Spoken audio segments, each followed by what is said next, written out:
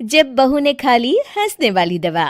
किशनगढ़ गांव में कीर्ति अपने बेटे दिवाकर और बहू अंशु के साथ रहा करती थी। तीनों बहुत ही हंसी खुशी अपना जीवन व्यतीत कर रहे होते हैं। अरे बहू, आज खाना मैं बना देती हूँ। नहीं माँ जी, आप क्यों तकलीफ कर रही हैं?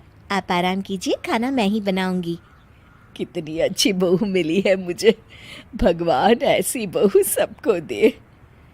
सब कुछ ठीक चल रहा होता है कि एक दिन गलती से अंशु हंसने वाली दवा खा लेती है। बस उस दिन से सब कुछ बदल जाता है। अरे बहू, मेरे घुटनों में बहुत दर्द हो रहा है, जरा बाम तो दे दे। अरे बाम लगा कर क्या करोगी माँ जी? मैं पाँव दबा देती हूँ। अरे एक तो मुझे पाँव दर्द हो रहा है, ऊपर से तुम हंस रही हो। आई एम सॉरी माँ जी। अरे फिर से हंस रही है, जा तू मेरे कमरे से, मुझे तुझसे बात नहीं करनी। हे भगवान, ये क्या हो गया? अब माँ जी क्या सोचेगी? 2 दिन बाद कीर्ति घर में किटी पार्टी रखती है। उसकी सभी सहेलियां घर आने वाली होती हैं। अरे बहू, मेरी कुछ सहेलियां आज दोपहर को घर आने वाली है। आज कुछ खाने में अच्छा सा बनाना। सहेलियां? क्यों? मेरी सहेलियां नहीं हो सकती क्या? तुम फिर से हंस रही हो?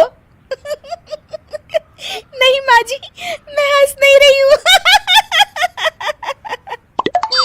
अरे फिर से हंस रही हो और बोल रही हो कि हंस नहीं रही। नहीं माँ जी, मैं तो तुम जाओ मेरे सामने से और किचन का काम कर लो, जाओ। दोपहर को कीर्ति की सभी दोस्त खाने पर आ जाती हैं। अरे वाह, घर तो बहुत सुंदर सजाया है कीर्ति। अरे मैंने कहा, ये सब तो मेरी बहू का कमाल है। अरे वाह, बड़ी गुनी है तुम्हारी बहू तो। हाँ हाँ, खाना भी अच्छा बनाया है। हाँ, बहुत ही गुनी है। तो हमको नहीं मिलवाओगी क्या, या छुपा कर रखोगी अपनी हीरे जैसी बहू को? अरे नहीं नहीं, अभी बुलाती हूँ। अंशु, ओ अंशु, बहू रानी। अंशु बाहर आती है। जी माँ जी। बहू, ये सब मेरी सहेलियां हैं, मिलो सबसे। नमस्ते आंटी। नमस्ते बेटा, बहू तो बहुत अच्छी मिली है तुमको, किस्मत वाली हो तुम। किस्मत वाली? अरे क्या हुआ? हंस क्यों रही हो? नहीं नहीं, मैं हंस नहीं रही हूँ। तभी अचानक सांची के हाथ से चम्मच छूट जाता है और उसका कुर्ता गंदा हो जाता है। अंशु फिर से हंसने लगती है।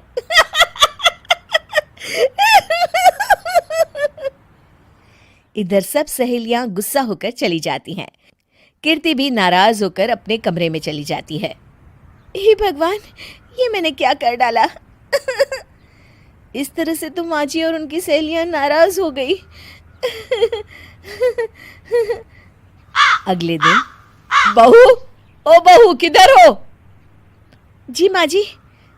जल्दी से मेरे साथ चलो, पड़ोस वाले शर्मा जी की हार्ट अटैक से मौत हो गई है, उनके घर बैठक के लिए जाना है। अंशु तैयार होकर आ जाती है। थोड़ी देर में दोनों शर्मा जी के घर पहुंच जाती हैं। वहां पर सब रो रहे होते हैं।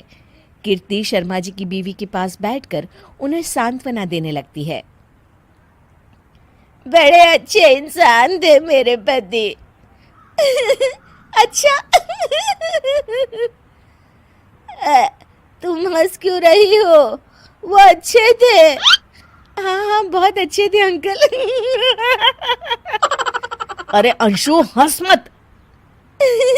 माँ जी, मैं हंस नहीं रही। मैं तो आंटी जी को बस दिलासा दे रही थी। सब औरतें अंशु की इस हरकत से हैरान हो जाती हैं। कीर्ति भी बहुत शर्मिंदा होती है और वो अंशु को लेकर फटाफट घर लौट आती है। अंशु, क्या हो गया है तुझे? हंस क्यों रही थी तू वहां पर? नहीं बाजी, मैं तो बस अरे तो फिर से हंस दी। जा तू अपने कमरे में, मुझे तो तुझसे बात ही नहीं करनी। मेरा बेटा ही तुझसे बात करेगा अब। रात को जब दिवाकर घर लौट आता है तो कीर्ति दिवाकर को सब कुछ बताती है।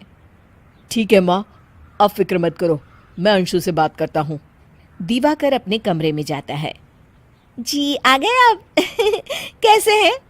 मैं तो ठीक हूँ, बस सर में हल्का दर्द है। सर में दर्द? अरे इसमें हंसने की क्या बात है? नहीं, मैं हंस नहीं रही हूँ। मुझे तो फिक्र हो रही है आपकी। एक तो मेरे सर में दर्द है, ऊपर से तुम हंस रही हो। अरे कैसे समझाऊं मैं आपको? मैं हंस नहीं रही। अंशु, तुम इस घर से चली जाओ। माँ ने मुझे बताया जो भी तुमने शर्मा आंटी के घर किया, और किटी पार्टी में भी। नहीं जी, मैं ऐसे नहीं हूँ। तो अभी क्या हुआ था? क्यों हंस रही थी तुम? रुकिए, मैं आपको सब कुछ बताती हूँ। बताती हूँ आपको सब कुछ। अंशु डायरी में लिखकर दिवाकर को पढ़ने देती है। कुछ दिनों पहले मैंने गलती से हंसने वाली दवा पी ली थी, जिसकी वजह से ये सब हो रहा है। इसका असर कुछ दिन और रहेगा। अरे तो तुमने ये सब पहले क्यों नहीं बताया अंशु? वो मैंने माँ जी को बताने की बहुत कोशिश की, मगर उन्होंने सुना ही नहीं। अरे ठीक है, मगर वादा करो, जब तक दवाई का असर ठीक नहीं हो जाता तुम घर से बाहर नहीं जाओगी। नहीं जाऊंगी, और हंसूंगी तो बिल्कुल नहीं। लो, तुम तो फिर से हंस दी।